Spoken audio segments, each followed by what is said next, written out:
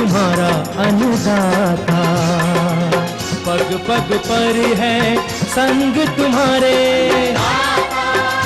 अन्नदाता।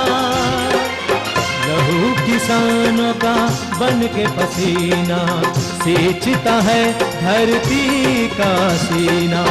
मेहनत का तेरी हक दिलवाने, नई तकनीक नई खोज बताने। पशुधन को गुणवान बनाना, पौध सुरक्षा को सिखलाना, खेती के सब गुर समझाने, भारत का सरताज बनाने। आठों पहर है संग तुम्हारे अन्नदाता, अन्नदाता। नमस्कार, मैं हूं आपके साथ निदा अहमद। आप सभी दर्शकों का अन्नदाता कार्यक्रम में स्वागत करती हूं। हर रोज की तरह कार्यक्रम में लेकर आई हूं खेती बाड़ी से जुड़ी हुई बहुत सी लाभकारी जानकारियां। तो चलिए सबसे पहले देखते हैं क्या है विशेष आज के कार्यक्रम में। आम के बाग में बौर आने की अवस्था पर कैसे करें हानिकारक कीटों पर नियंत्रण।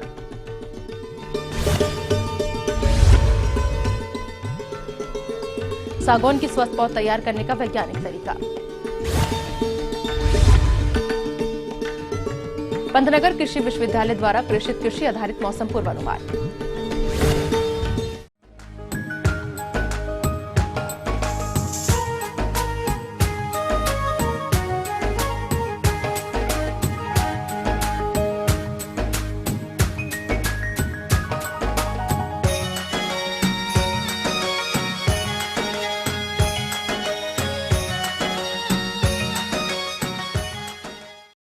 प्रदेश के जो किसान भाई आम के बाग लगाए हुए हैं, उनके बागों में इस समय बौर आने की अवस्था पर कुछ हानिकारक कीटों का प्रकोप देखने में आ रहा है, जो कि आम के बौर को काफी क्षति करेंगे, जिसके फलस्वरूप आम की फलत और क्वालिटी में गिरावट आएगी। तो आम के बाग में किस तरह से करें इन हानिकारक कीटों का नियंत्रण, इस बारे में अपने सुझाव दे रहे हैं कृषि विज्ञान केंद्र बदायूं के डॉक्टर संजय कुमार। बागों में जो समस्या आती है इसे भुनका के नाम से जानते हैं। ये भुनका जो कीट होता है वो छोटा सूक्ष्म आकार का कीट होता है। ये जो कीट नई कलिकाएँ होती हैं, नई पत्तियाँ होती हैं, या जो बौर होता है, बौर से रस चूसता रहता है। बौर के रस चूसने के कारण जो बौर समय से पहले गिर जाता है, फल गिर जाते हैं। साथ ही इसमें जो पत्तियाँ होती हैं, पत्तियाँ ऐंठ जाती हैं, सिकुड़ जाती हैं। के अलावा ये कीट पूरे तने पर फैल जाते हैं और हानि पहुंचाते हैं। इस समय यदि इनका नियंत्रण नहीं किया गया तो फलन की अवस्था तक फल वृक्षों पर नुकसान रहते हैं, इसलिए इसका समय पर नियंत्रण जरूर कर ले। तो इसके प्रबंधन में हमें ध्यान रखना है कि जो कीटनाशी इमिडाक्लोपिड नाम का एक कीटनाशी है, इसकी 50 मिलीलीटर मात्रा प्रति 100 लीटर पानी में घोल बना के छिड़काव करना है। साथ ही जो दूसरा कीटनाशी है, जिसे रोगौर के नाम से जानते हैं, इस कीटनाशी की 200 मिलीलीटर मात्रा प्रति 100 लीटर पानी में घोल बना के छिड़काव करना है। तो आसानी से भुनका कीट को प्रबंधन कर सकते हैं। इसके अलावा एक अन्य रस चूसक कीट है, इसे कड़ी कीट के नाम से जानते हैं या मिलीबग के नाम से जानते हैं। ये जो कीट है सफ़ेद रंग का कीट होता है। ये बागों में सबसे अधिक नुकसान पहुंचाने वाला कीट है। ये दिसंबर के महीने में इसके जो मादा होती है ज़मीन में अंडे देती है, मादा से जो शिशु निकलते हैं दिसंबर के माह में अंडे फूटते हैं, और जो शिशु ज़मीन से ऊपर कोमल शाखाओं पर चढ़ जाते हैं और टहनियों पर चढ़ जाते हैं, बौर पे एकत्र हो जाते हैं और वहाँ से पौधों बौर का रस चूस लेते हैं, जिसके कारण ये जो बौर है समय से पहले ही गिर जाता है और उसमें फल नहीं बन पाते हैं। और साथ ही एक मीठा चिपचिपा पदार्थ भी उत्सर्जित करता है, जिसे मधुर से बोलते हैं, जिसके कारण जो बौर होता है, बौर पे काले रंग की फफूंदी उग जाती है। फलस्वरूप प्रकाश संश्लेषण की क्रिया प्रभावित होती है और इसमें फल बहुत कम आती है।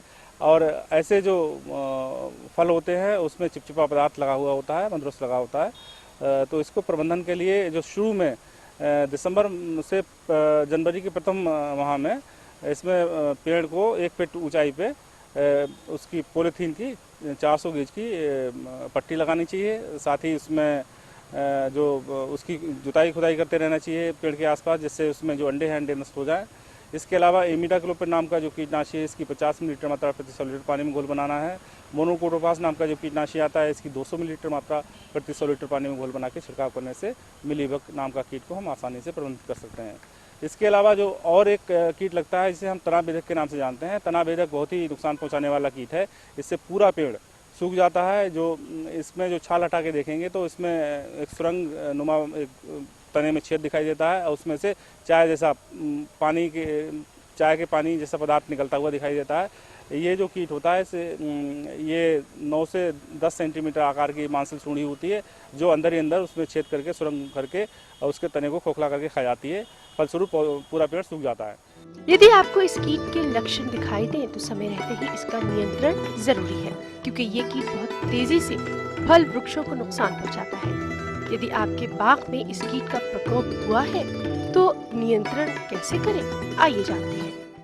इसके लिए प्रबंधन के लिए जो साइकिल की तीली होती है उसको अंदर छेद में डाल के उसको घुमाने से जो सूड़ी नष्ट हो जाती है। इसके अलावा जो सेल्फास नाम का जो रसायन आता है उसकी पाउडर के रूप में आता है, उसको पाउडर को डाल के चिकनी मिट्टी से उसके ढक देने से, बंद करने से, उसके छेद को बंद करने से इसको आसानी से प्रबंधित कर सकते हैं। तो ये थी कुछ उपयोगी जानकारियां। अब लेते हैं एक छोटा सा ब्रेक, जल्द लौटेंगे और कार्यक्रम में आगे है महत्वपूर्ण जानकारियां, तो बने रहिए हमारे साथ।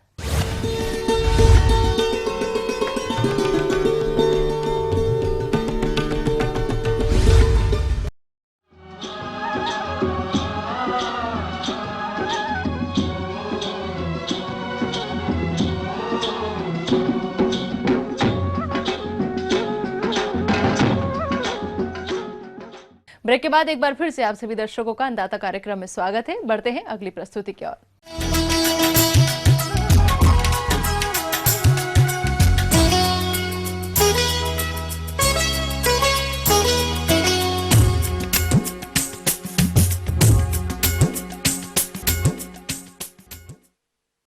हमारे राज्य में बहुत से किसान सागौन की बागवानी के लिए पौधों का रोपण करते हैं, लेकिन उनमें से अधिकतर पौधे मर जाते हैं और जो बचते भी हैं वो पौधे भी कमजोर रहते हैं, जिसका मुख्य कारण होता है सीधे बीजों से तैयार पौधों का रोपण कर देना। अतः किसान भाइयों, आज हम आपको जानकारी देने जा रहे हैं कि सागौन की स्वत पौध तैयार करने की रूट एंड शूट विधि के बारे में, जिससे तैयार पौधों की बढ़वार अच्छी होती है। तो क्या है ये सागौन के पौध तैयार करने की रूट एंड शूट विधि, आइए जानते हैं एक विषय विशेषज्ञ राकेश शर्मा से। जैसा कि आप देख रहे हैं, ये सागौन का रूट शूट है। इसको हमने बीज से तैयार किया है सागौन के पौधे को ज़मीन के अंदर, और मार्च में इसकी हम तैयारी चालू करते हैं।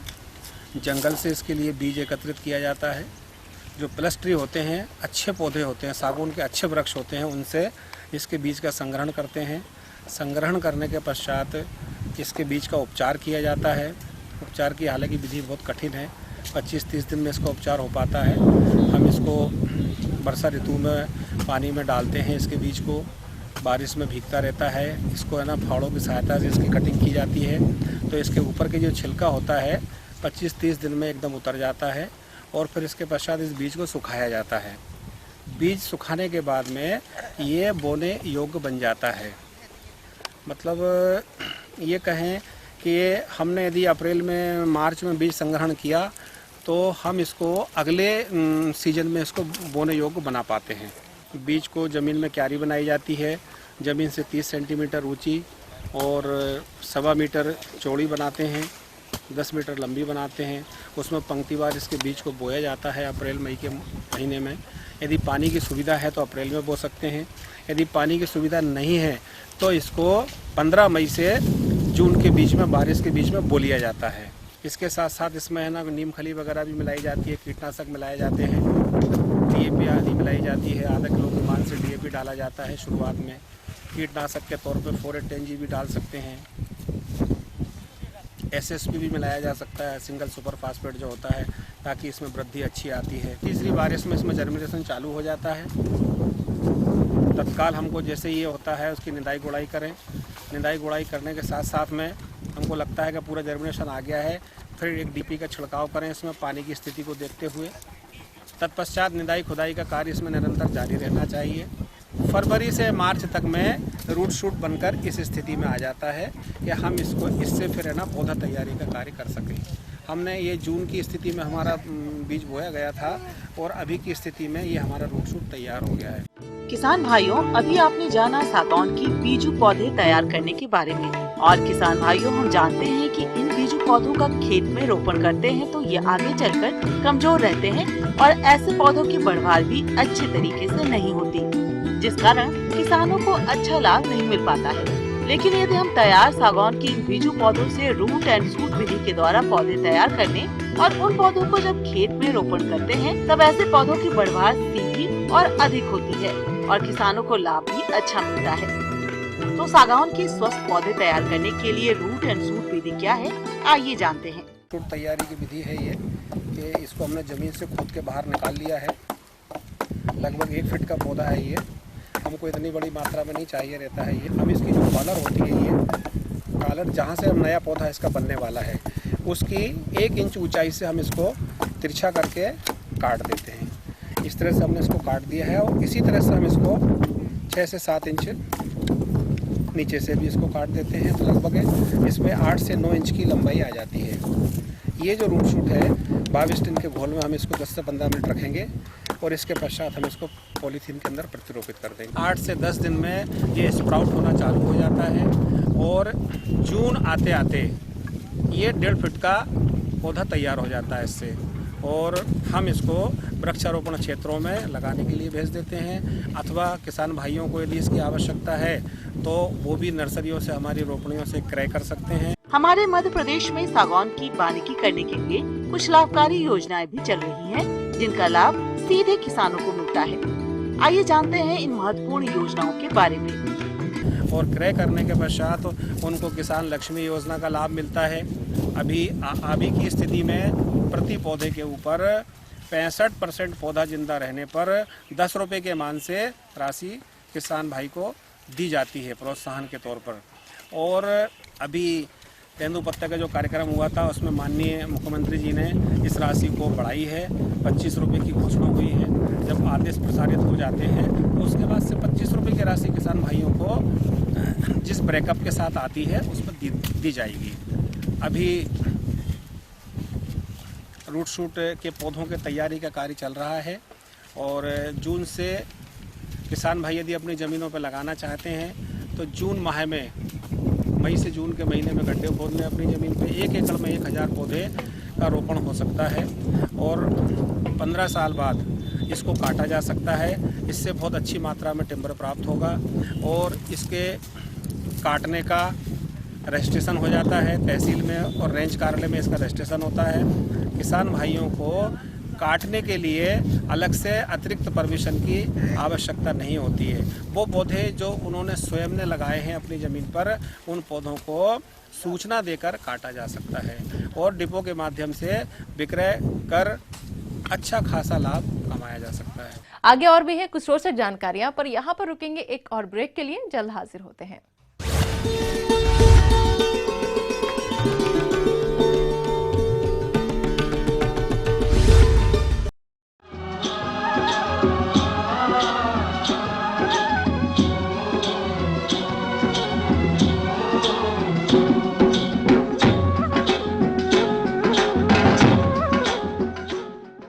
ब्रेक के बाद आप सभी दर्शकों का स्वागत है। चलिए अब रुक करते हैं अगली कड़ी की ओर।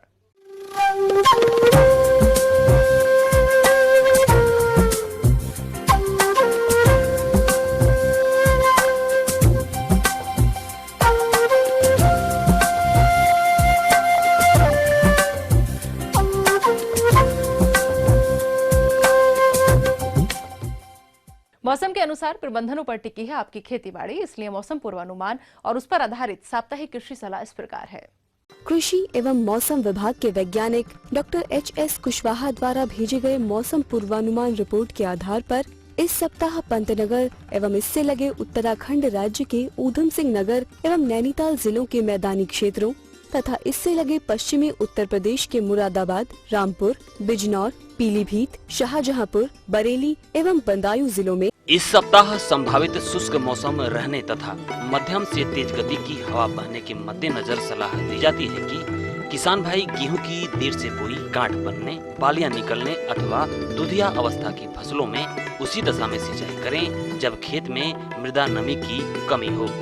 लेकिन सिंचाई करते समय कृषक भाई कुछ विशेष सावधानियां अवश्य बरतें, जैसे जहां तक संभव हो सिंचाई हल्की करें तथा दिन के समय सिंचाई कदापि न करें, क्योंकि दिन के समय संभावित तेज गति से बहने वाली हवा से फसल के गिरने की आशंका बनी रहेगी।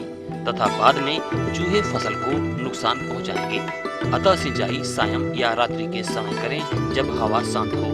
बालियां निकलने की पूर्व अवस्था वाली फसल में सिंचाई के बाद 25 किलोग्राम यूरिया का प्रति एकड़ की दर से दोपहर बाद बुरकाव करें। तापमानों में संभावित हल्की वृद्धि तथा हवा में नमी की मात्रा अधिक रहने के कारण गेहूं की फसल में झुलसा रोग लगने की संभावना भी अधिक है। पहचान हेतु किसान भाई देख लें कि इस रोग के प्रभाव में फसल में निचली पत्तियों में कुछ पीले तथा कुछ भूरापन लिए हुए धब्बे दिखाई देते हैं, जो कि बाद में किनारों पर कत्थई भूरे तथा बीच में हल्के भूरे रंग के हो जाते हैं। अतः फसल सुरक्षा हेतु कृषक भाइयों को सलाह दी जाती है कि जिस खेत की फसल में ये लक्षण दिखाई दें उसमें बचाव हेतु 25 EC प्रोपिकोनाजोल अर्थात टिल्ड नामक कवकनाशी की 200 मिलीलीटर मात्रा का 400 लीटर पानी में घोल बनाकर प्रति एकड़ की दर से छिड़काव करें। इससे गेहूं की फसल में कहीं कहीं लगे येलो रस्ट अर्थात पीला रतुआ रोग के नियंत्रण में भी सहायता मिलेगी। ऐसे मौसम में गेहूं की फसल में किसी कीट के लगने की संभावना नहीं है। ग्रीष्मकालीन मूंग की बुआई हेतु इस सप्ताह से अनुकूल तापमान रहने की संभावना है। अतः मूंग की बुआई के इच्छुक किसान भाई लाही की कटाई के बाद अथवा आलू की खुदाई के बाद खाली हुए खेतों में मूंग की बुआई कर सकते हैं। इस हेतु शुष्क मौसम के मद्देनजर कम नमी वाले खेतों में पहले पलेवा करें तथा बाद में ओट आने पर उचित नमी की दशा में ट्रैक्टर की सहायता से हैरो चलवाकर खेत की जुताई करें तथा पटेला चलवा दें, जिससे बीज जमाव हेतु आवश्यक नमी संरक्षित रह सके। इस प्रकार तैयार किए खेतों में इस सप्ताह से मूंग की बुआई प्रारंभ कर दें। मूंग की अधिक पैदावार देने वाली उन्नत किस्मों जैसे पंत मूंग 2, पंत मूंग 3, पंत मूंग 4, पंत मूंग 5, नरेंद्र मूंग 1, PDM 11, मालवीय, ज्योति आदि में से ही किसी किस्म के प्रमाणित बीज का चुनाव करें। बुआई हेतु 30 से 45 सेंटीमीटर की दूरी पर बनी पंक्तियों में 3 से 4 सेंटीमीटर की गहराई पर 5 से 6 किलोग्राम बीज प्रति एकड़ की दर से प्रयोग करें। बुआई के समय उर्वरक का उपयोग मृदा परीक्षण के आधार पर ही करें, लेकिन किसी कारणवश यदि मिट्टी की जांच न करवा पाए हों तब 15 किलोग्राम नाइट्रोजन देने हेतु 30 किलोग्राम यूरिया तथा 16 किलोग्राम फास्फोरस देने हेतु 100 किलोग्राम सिंगल सुपर फास्फेट प्रति एकड़ की दर से अंतिम जुताई पर खेत की मिट्टी में मिला दें। बीज के अच्छे जमाव हेतु तथा वायुमंडलीय नाइट्रोजन के स्थिरीकरण हेतु इसी बीज को 200 ग्राम राइजोबियम कल्चर द्वारा प्रति 10 किलोग्राम बीज की दर से उपचारित करें। इस हेतु पहले 50 ग्राम गुड़ का प्रति लीटर की दर से पानी में बनाकर उबाल लें, फिर ठंडा कर बाल्टी में पलट लें तथा इसमें 200 ग्राम कल्चर डालकर भली भांति मिलाएं। फिर इसके बाद बीज के ऊपर फैलाकर बीज में अच्छी प्रकार से मिलाकर छायादार स्थान में रखें, जिससे बीज के ऊपर कल्चर की एक समान परत चिपक जाए। दिन के समय तेज धूप खिलने के कारण उपचार के पश्चात बीज की बुआई खेत में सायं के समय करें। बुआई के बाद पाटा लगाएं, जिससे बीज के अच्छे जमाव हेतु खेत में आवश्यक मृदा नमी संरक्षित रह सके। लीची के नए बाग लगाने हेतु यह उचित तापमान है। अतः लीची के बाग लगाने के इच्छुक कृषक भाई पहले से खोदे गए गड्ढों में 3 भाग मिट्टी, 1 भाग माइक्रोराइजा युक्त मिट्टी, 15 से 20 किलोग्राम कंपोस्ट खाद, 1 से 1.25 kilogram single super phosphate, 750 gram muriate of potash तथा 2% फॉलीडाल धूल की 250 ग्राम मात्रा प्रति गड्ढे की दर से भराई कर सिंचाई करें, जिससे कि गड्ढों में मिट्टी बैठ जाए तथा अगले सप्ताह से इनमें नए पौधों की रोपाई करें। रोपाई हेतु 9 माह से 1 वर्ष की आयु के ग्राफ्टेड विधि द्वारा तैयार किए गए पौधों को ही प्रयोग करें। आलू का बीज तैयार करने हेतु पहले सूखी आलू को जमीन की सतह से काट लें तथा बाद में आलू की खुदाई कर छायादार स्थान पर अच्छी तरह सुखा लें। कटे एवं क्षतिग्रस्त आलू की छटाई करके स्वस्थ बीज को भंडारित करने से पूर्व 3% बोरिक एसिड की घोल में आधा घंटा डुबोएं तथा निकालकर हवा युक्त छायादार स्थान में सुखाकर ही भंडारित करें। इससे आलू कवक एवं जीवाणु जनित रोगों से सुरक्षित रहेगा। बढ़ते तापमान के मद्देनजर राजमा की खड़ी फसल में 2% यूरिया के घोल का छिड़काव करें।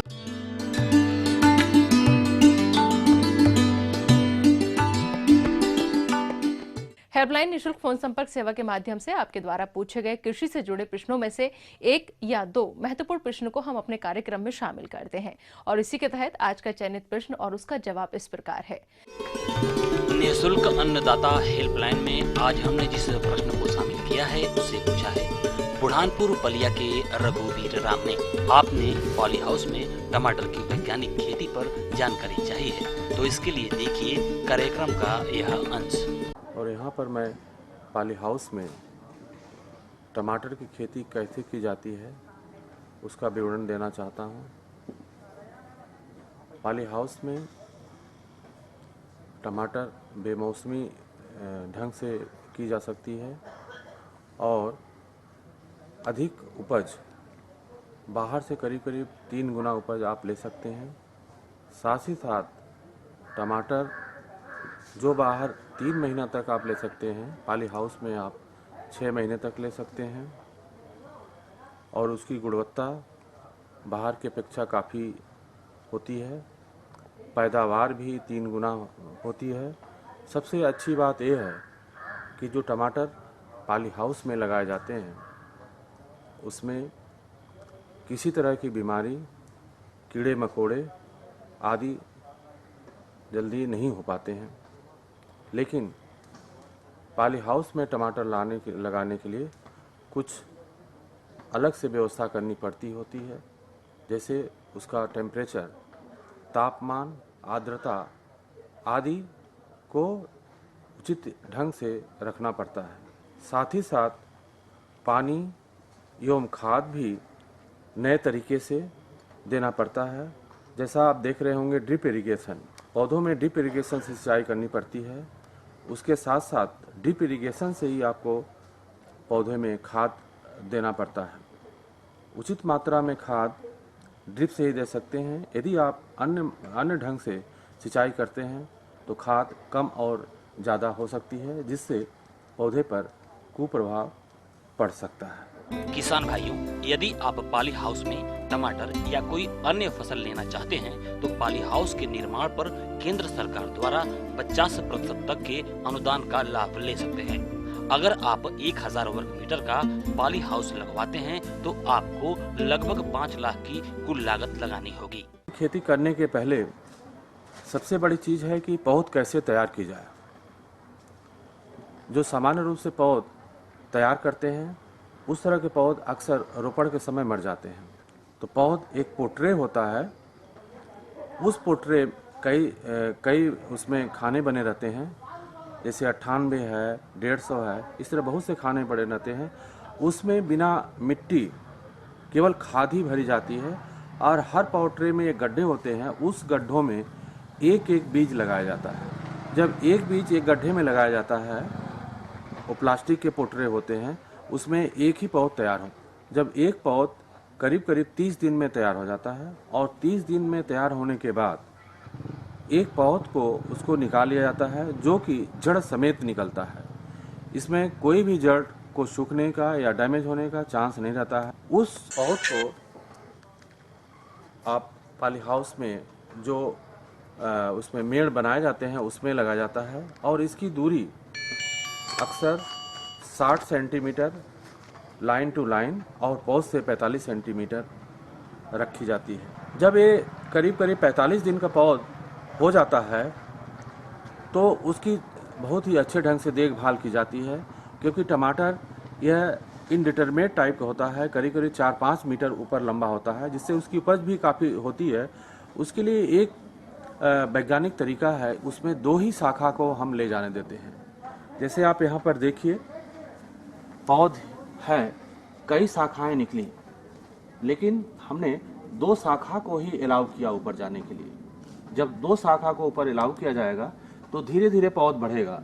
जब ऊपर कई शाखा निकलेंगी तो उसमें भी हम उसकी पिंचिंग करते हैं, तोड़ देते हैं, फिर हम केवल 2 शाखा को ऊपर ले जाते हैं।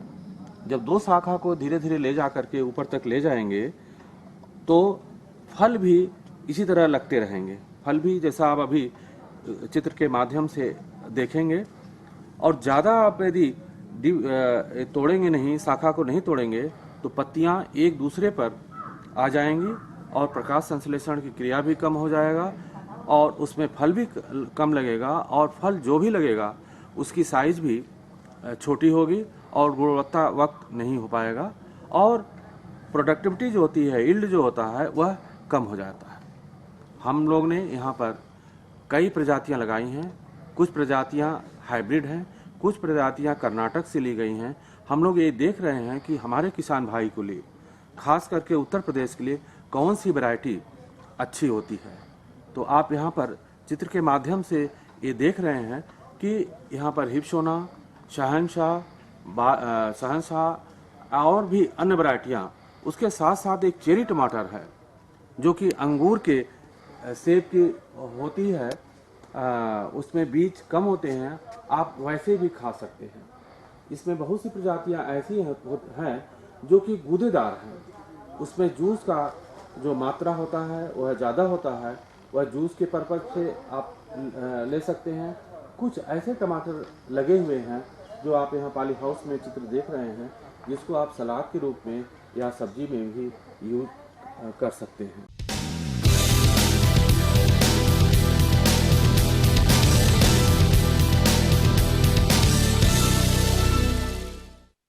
राज्य की विभिन्न मंडियों में कृषि उत्पादों के चढ़ते उतरते बाजार भाव की संक्षिप्त जानकारी इस प्रकार है।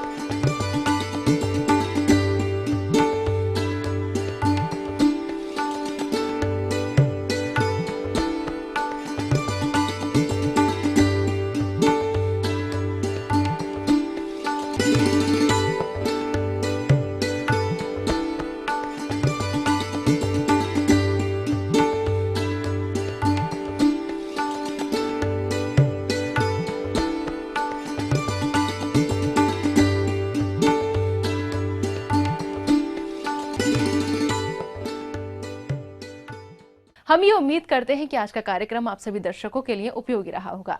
किसान भाइयों, अन्नदाता आपकी सेवा के लिए संकल्परत है। कृषि संबंधित समस्या और सुझावों के लिए आप हमें इस पते पर संपर्क कर सकते हैं। प्रोड्यूसर अन्नदाता, ETV Uttar Pradesh Uttarakhand, Ramoji film city, Hyderabad 501512। साथ ही आप हमें ईमेल भी कर सकते हैं। हमारा ईमेल है annadata.up@etv.co.in। इसके अतिरिक्त आप हमें निःशुल्क हेल्पलाइन नंबर 180010845999 पर सोमवार से शनिवार सुबह 10 से शाम 4 बजे के बीच संपर्क कर सकते हैं। अब आइए देखते हैं कल दिखाए जाने वाले कार्यक्रम की मुख्य झलकियां। अच्छी क्वालिटी की उपज के लिए कैसे करें आलू की खुदाई। गर्मियों में दुधारू पशुओं के लिए हरे चारे वाली फसलों की वैज्ञानिक तरीके से खेती। फिलहाल अन्नदाता की पूरी टीम को दीजिए इजाजत। कल फिर इसी समय आपसे होगी मुलाकात कृषि संबंधित कुछ और महत्वपूर्ण जानकारियों के साथ। नमस्कार।